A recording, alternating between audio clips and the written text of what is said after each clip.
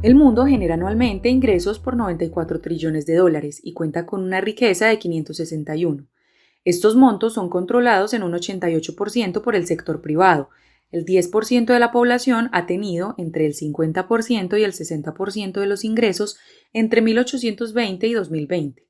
El 1% de las personas tiene 144 veces más ingresos que el 50%. La dimensión de estos datos la hemos comenzado a entender a partir del informe sobre desigualdad global presentado recientemente por el Laboratorio de Inequidad Mundial. En el presente capítulo de los podcasts de Sectorial nos concentraremos en analizar el surgimiento y la aceleración de los multimillonarios.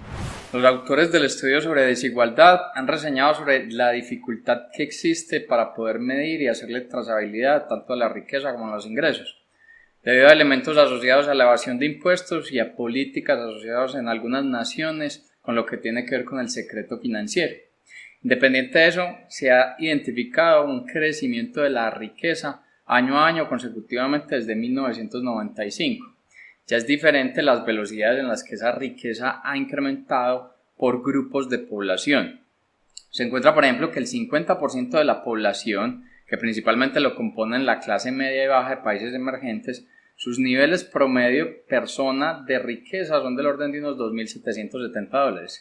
Quiere decir que más o menos estas personas, a través de sus ahorros, que luego han destinado a una inversión, tienen un patrimonio más o menos del orden de unos 11 millones de pesos.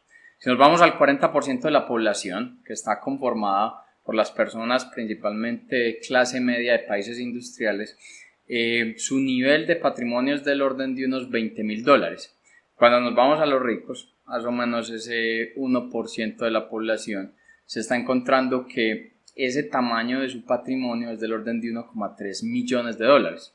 Reseñamos en uno de los capítulos anteriores que mientras el 10% de la población tiene el 76% de la riqueza de los recursos del patrimonio alrededor del mundo, el 50% apenas posee el 2% de esos recursos. Si nos vamos incluso a un punto mucho más extremo y vamos y analizamos la riqueza del 0,001% de la población, es decir, un puñado de muy pocas personas, estas personas tienen o dominan más o menos el orden de un 6% de los recursos patrimoniales alrededor del mundo. Los recursos de estas personas son 6.000 veces mayores al promedio de recursos de las personas alrededor del mundo.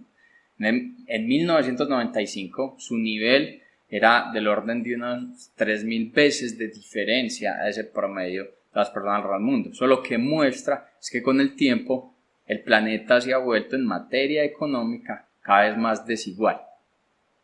Y si bien estos ricos, y en este caso ese 0,01% de las personas que son los multimillonarios, si uno mira históricamente tuvieron una afectación en sus recursos, en su patrimonio debido a la crisis del 29, luego los choques económicos, políticos asociados a las guerras y también los efectos asociados a las independencias de las colonias.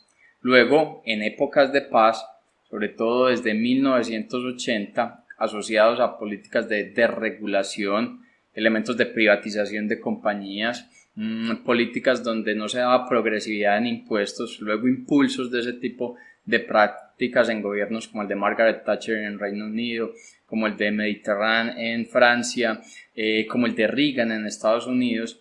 Esos elementos generaron que esa riqueza cada vez se haya incrementado y se haya acumulado mucho más. Y es que podemos ver una especie de efecto de bola de nieve, y es que es claro que las personas que más recursos tienen, las personas ricas, son las que finalmente tienen mayor capacidad de ahorro. Esa mayor capacidad de ahorro frente a una clase pobre genera unos intereses, y esos intereses luego se vuelven más capital, o sea, un fenómeno de acumulación, eso es un fenómeno de bola de nieve. Entonces las personas que hoy tienen más recursos, en el futuro serán las personas que más acumularán ese patrimonio. Si uno hiciera incluso una proyección, y esto lo reseña el estudio de desigualdad global, si se hiciera una proyección y se toma el 0,1% de la población, que hoy tiene el 19% de los recursos, hacia el 2070 va a tener el 28% de los recursos, y el 40% de la población, que hoy tiene el 22% de los recursos, para ese 2070 va a tener el mismo 28%. Entonces, si no existen mayores cambios económicos, impactos ambientales, crisis y catástrofes, se encuentra que el futuro es bastante brillante para los millonarios alrededor del globo.